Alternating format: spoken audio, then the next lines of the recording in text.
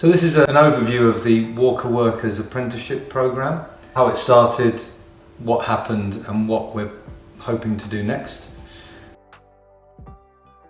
As we were coming out of COVID lockdown in 2021, we realised, a lot of the Walker Workers partner organisations realised there was a really significant demand for youth work in the area, and we were looking to recruit additional sessional workers and staff, but we couldn't find any good, or we couldn't find many good youth workers. And then we thought, well, how can we as a group of organisations respond?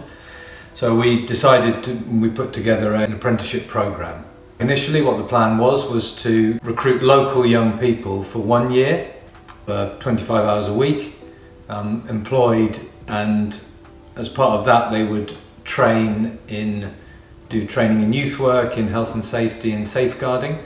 They would go out on placement with other organisations to learn about how youth work and community work works in different places, and they would be supported by organisations to become trainee youth workers. We were very lucky to be able to bring in support in this programme, evaluation support through Dr. Dawn Scott, who volunteered her time to help us create an evaluation framework to measure how the programme evolved and what we learnt through the programme. We were also very fortunate to receive funding from Newcastle City Council and the Ballinger Charitable Trust to recruit and employ 2 youth workers each year for 2 years.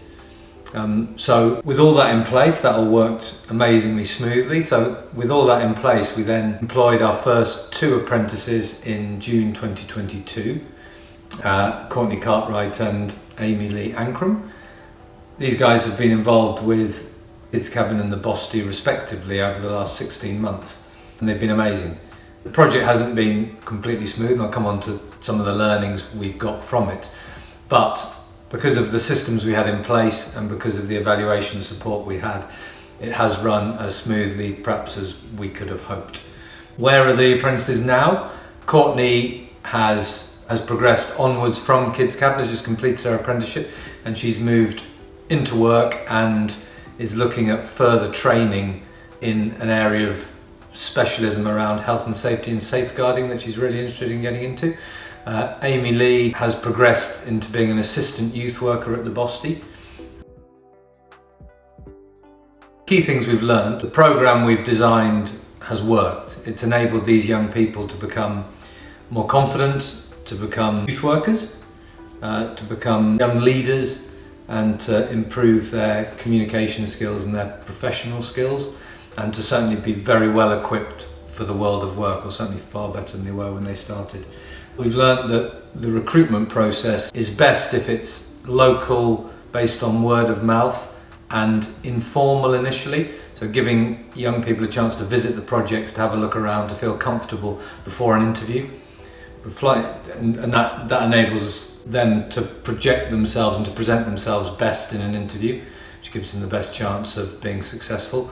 We've learned that the MVQ qualification that the young people are taking can be very challenging for them, and also challenging to supervise and support. So we're making sure that next time round we're going to have really strong support mechanisms in place for them.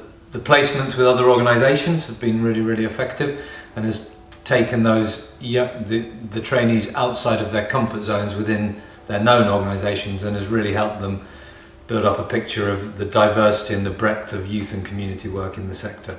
And I think really essentially the evaluation of the programme, a really rigorous evaluation, has been essential to help us pick up on what's worked, what we can improve, but also to give a bit of an objective external eye on it, and to give a bit of rigour to what we're doing, or to more rigour to what we're doing. So then moving forward, we are looking to recruit the Bosty and Kids Kabin are looking to recruit 2 more apprentices by January 2024, and we're going to continue to evaluate the programme going forward and learn from it.